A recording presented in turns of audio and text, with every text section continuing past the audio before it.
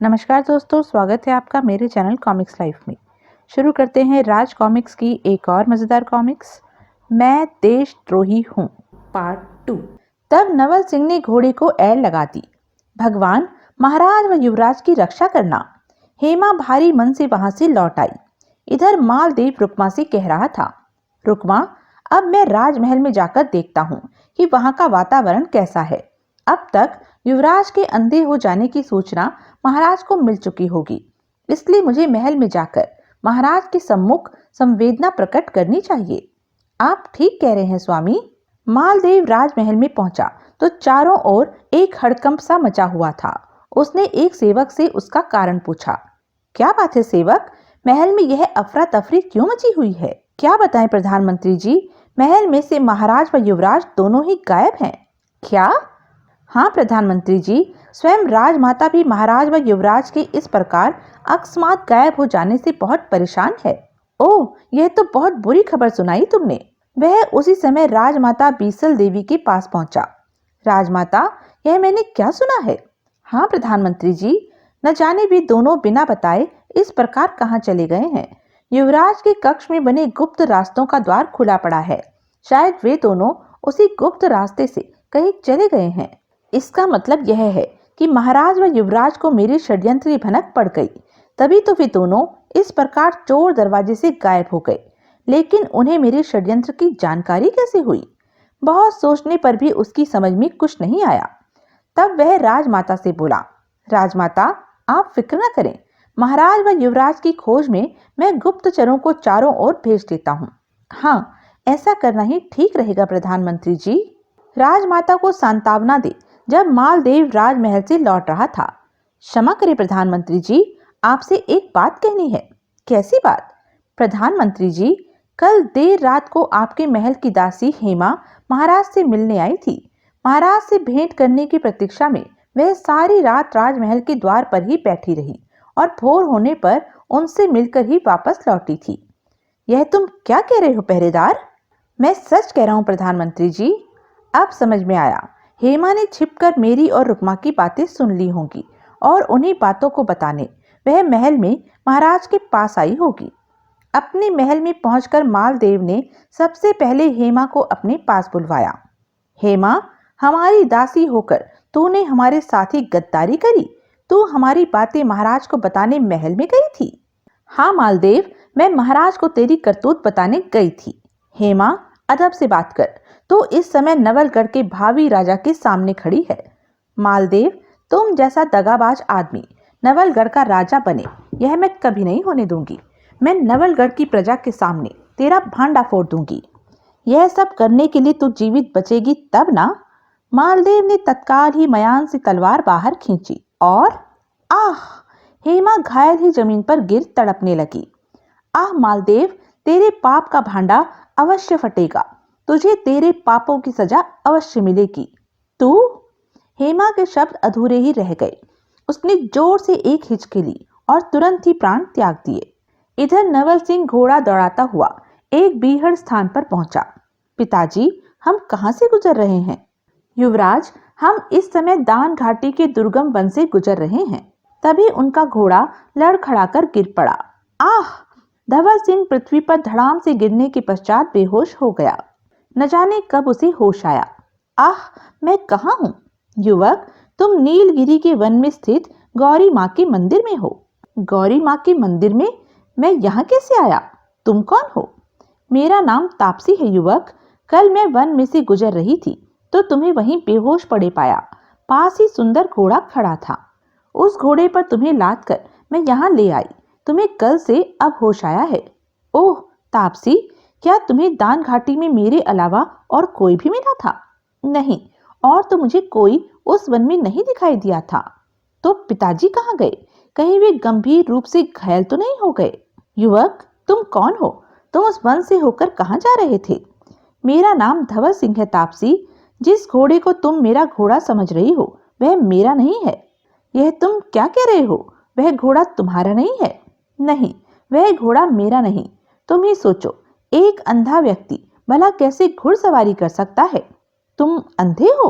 हाँ तापसी, मेरी इन आंखों में उजाले के बजाय अंधेरा ही अंधेरा भरा हुआ है। ओह, यह तो कुदरत ने तुम्हारे साथ बहुत बड़ा अन्याय किया है। अच्छा, यह बताओ, अब तुम कहाँ जाओगे? कोई ठिकाना हो तो तुम्हें बताऊं भी। इस दुनिया में मेरा कोई ठिकाना नहीं है। धवल सिंह ने तापसी से अपना असली परिचय पूरी तरह छिपा लिया था। कुछ सोचकर तापसी ने उससे कहा, धवल सिंह, इस दुनिया में मेरा भी कोई नहीं है और तुम्हारा भी कोई नहीं है। क्यों ना हम दोनों एक दूसरे का सहारा बन जाएं? मैं तुम्हारे कहने का मतलब नहीं समझा तापसी। मेरे कहने का मतलब यह है कि तुम यहीं पर ही क्यों नहीं रुक जाते? यहाँ मैं तुम्हारी देखभाल करूंगी। मुझे तापसी का प्रस्ताव मान लेना चाहिए। दासी हेमा ने इसी वन में आकर मिलने को कहा था। क्या पता पिताजी महाराज भी मुझे खोजते हुए इस वन में आ पहुंचे। यह सोच। ठीक है तापसी, मुझे तुम्हारा प्रस्ताव स्वीकार है। धवल सिंह वही मंदिर में तापसी के पास रुक गया। इधर नवलगढ़ में राजमाता, गुप्तचरों के द्वारा मैंने महाराज नवल सिंह व युवराज धवल सिंह की चारों ओर दूर दूर तक खोज करवाई, पर वे दोनों कहीं पर न मिले। प्रधानमंत्री, हमें लगता है कि वे दोनों अब इस दुनिया में नहीं हैं। शुभ शुभ बोलिए राजमाता, यह आप क्या कह रही हैं? मैं ठीक कह रही हूँ प्रधानमंत्री जी। उन दोनों को राज्य से गए पूरे 3 माह हो गए हैं। अगर वे दोनों जीवित होते तो क्या इस तरह राज्य से दूर रहते? यह तो आप ठीक कह रही हैं राजमाता, लेकिन अब किया ही क्या जाए? नवलगढ़ को नेतृत्व विहीन और कब तक छोड़ा जा सकता है? हम भी कई दिनों से इसी विषय में सोच रहे हैं प्रधानमंत्री जी। क्योंकि तुम नवल सिंह के सबसे विश्वास पात्र थे, इसलिए हम चाहते हैं कि तुम नवलगढ़ की राजगद्दी संभाल लो। राजमाता, आपने मुझे इस योग्य समझा, इसके लिए मैं आपका आभारी हूँ। प्रधानमंत्री जी, आप आज ही राजपुरोहित से मिलकर अपने राज तिलक का शुभ मुहूर्त निकलवा लीजिए। मालदेव को मुंह मांगी मुराद मिल गई थी। वह प्रसन्न मन राजमाता के पास से लौटा। उधर वन में इतने माह बीत गए, दासी हेमा इस लंबे अरसे में एक बार भी हमसे मिलने यहाँ क्यों नहीं आई? धवल सिंह को क्या पता था कि देशभक्त दासी हेमा मालदेव की क्रूरता के शिकार हो कब की मौत की नींद सो चुकी थी। एक दिन गौरी माँ के मंदिर में कल्प ऋषि पधारे। उन्होंने तापसी व धवल सिंह को समझाते हुए कहा, देखो, तुम दोनों युवा हो, तुम्हारा इस प्रकार इकट्ठे रहना ठीक नहीं है। तो हम क्या करें ऋषिवर? तुम दोनों को आपस में विवाह कर लेना चाहिए, तब तुम्हारा एक साथ रहना धर्म संगत भी होगा और युक्ति संगत भी। तब दोनों की स्वीकृति पर कल्प ऋषि ने स्वयं उन दोनों का विवाह करवाया। तत्पश्चात उन दोनों को आशीर्वाद दे कल्प ऋषि वहां से चले गए। दूसरी ओर नवलगढ़ में, रुक्मा, देखो, 6 माह से पहले ही मैंने तुम्हें दिया वचन निभा दिया है। आज मुझे नवलगढ़ के राजा का पद मिलने वाला है और तुम्हें महारानी का पद। सचमुच स्वामी, आप अपने वचन के पक्के निकले। वे पल कितने सुंदर होंगे जब आज मैं दरबार में महारानी के सिंहासन पर बैठूंगी। वे दोनों प्रसन्न मन राज दरबार में पहुंचे। आओ मालदेव जी, आप ही की प्रतीक्षा हो रही थी। राजपुरोहित जी, आपको जो भी करना है शीघ्र कीजिए। राजपुरोहित ने मंत्रोच्चार के पश्चात जैसे ही राज मुकुट मालदेव के सिर पर रखना चाहा, ठहरो राजपुरोहित, ठहरो। राजपुरोहित के बढ़ते हाथ जहां के तहां रुक गए। देवी, आप कौन हैं?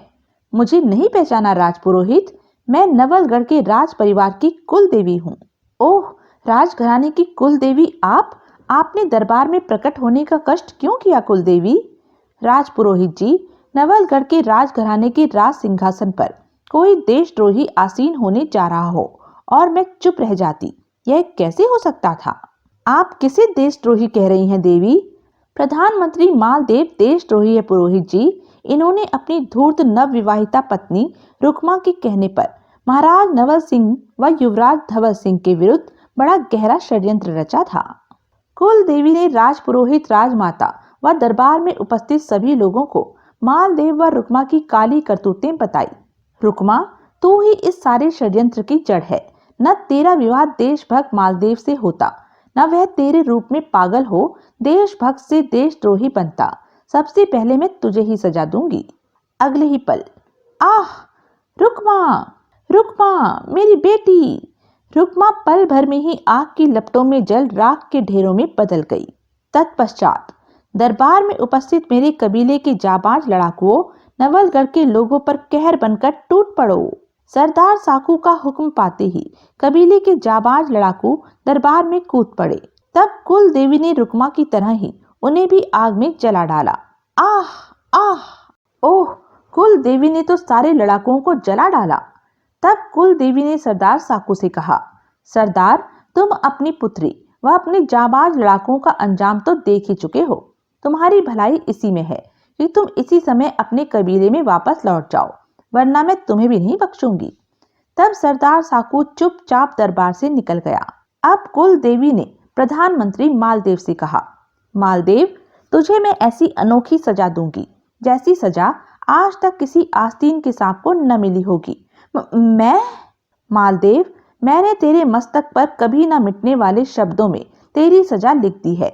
जा, अब तू नवलगढ़ की सीमा से दूर चला जा और कभी भूल कर भी इधर का रुख न करना। कुल देवी का आदेश पा मालदेव बोझिल कदमों से दरबार से बाहर निकल गया। तब राजमाता ने कुल देवी से कहा, कुल देवी, यह सब तो हुआ, अब तुम यह बताओ कि नवल सिंह व धवल सिंह कहाँ हैं? बीसल देवी, आने वाले समय में जो भी होगा शुभ होगा। कुछ समय के लिए तुम्हें ही राजपाट संभालना होगा। तत्पश्चात नवलगढ़ राजवंश की बेल भी आगे बढ़ेगी और नवलगढ़ के राज सिंहासन को उसका उचित वारिस भी मिलेगा। ठीक है कुल देवी, मैं आपके आदेश का पालन करूंगी।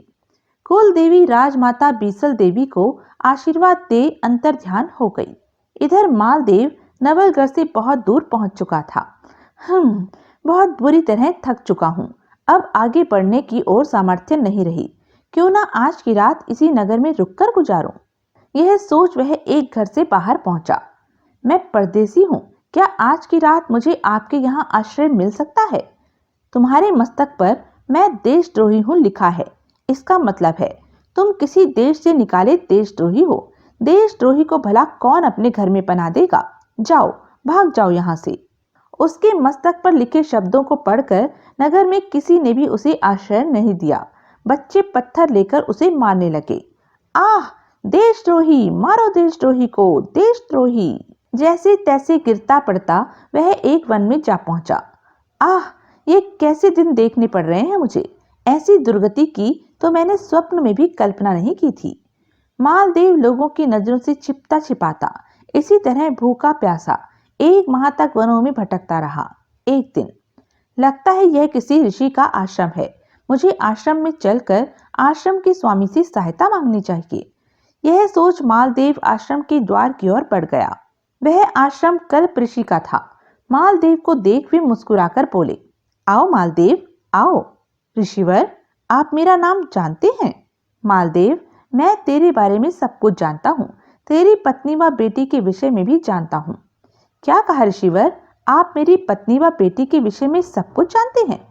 हाँ मालदेव, उस समुद्री दुर्घटना में तेरी पत्नी तो काल की भेंट चढ़ गई थी, लेकिन तेरी बेटी आज भी जीवित है।